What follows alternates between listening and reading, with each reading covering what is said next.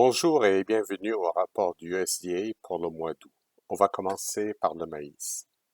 Aux États-Unis, les stocks en 2023 augmentent de 55 millions de boisseaux à cause d'une baisse des exportations.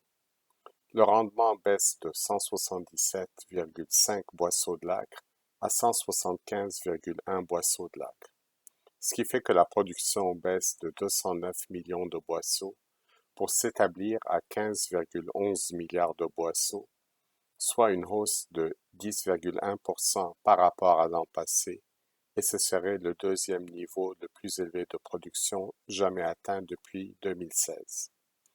Par ailleurs, la demande pour l'alimentation animale baisse de 25 millions de boisseaux, les exportations diminuent de 50 millions de boisseaux, et les stocks en 2024 baissent de 60 millions de boisseaux.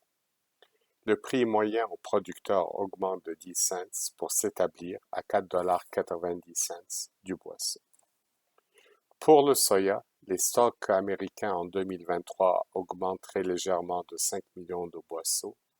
Le rendement baisse de 52 à 50,9 boisseaux de l'acre, ce qui fait que la production baisse de 95 millions de boisseaux pour s'établir à 4,2 milliards de boisseaux, soit une hausse d'1,7% par rapport à 2022. Les exportations diminuent de 25 millions de boisseaux et les stocks en 2024 baissent de 55 millions de boisseaux.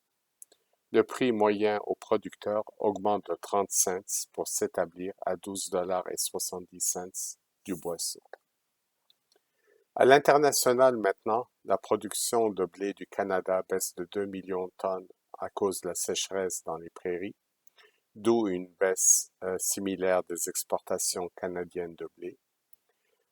La production, par contre, augmente de 3,5 millions de tonnes en Ukraine, alors que la récolte de blé en Europe baisse de 3 millions de tonnes.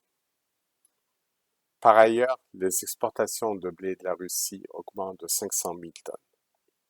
Pour le maïs, la production brésilienne augmente de 2 millions de tonnes pour s'établir à un niveau record de 135 millions de tonnes, alors que la production de maïs ukrainien augmente de 2,5 millions de tonnes.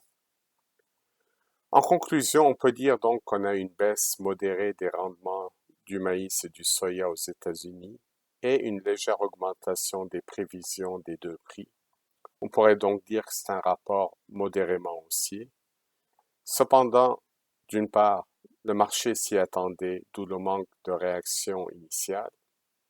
Et ensuite, la bourse n'a pas vraiment aimé lorsqu'elle a constaté que les estimations des exportations des trois principaux grains baissent pour 2023-2024, pour ce qui est des États-Unis. Alors, voici ce qui conclut le rapport du USDA pour le mois d'août. Au plaisir de vous retrouver en septembre.